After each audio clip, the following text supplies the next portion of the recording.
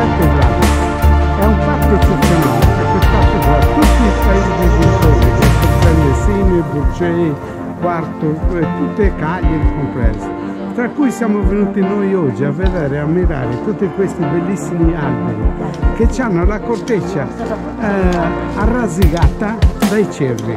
Poi vedete c'è Peppe, c'è Luigi, e che sono persone molto esperte che ci indicano dove ci sono le vecchie carbonaie che tagliavano legna e formavano il carbone, tra cui c'erano i carri che trasportavano a valle per rifornire i treni dal carbone per andare così, quei treni a vapore.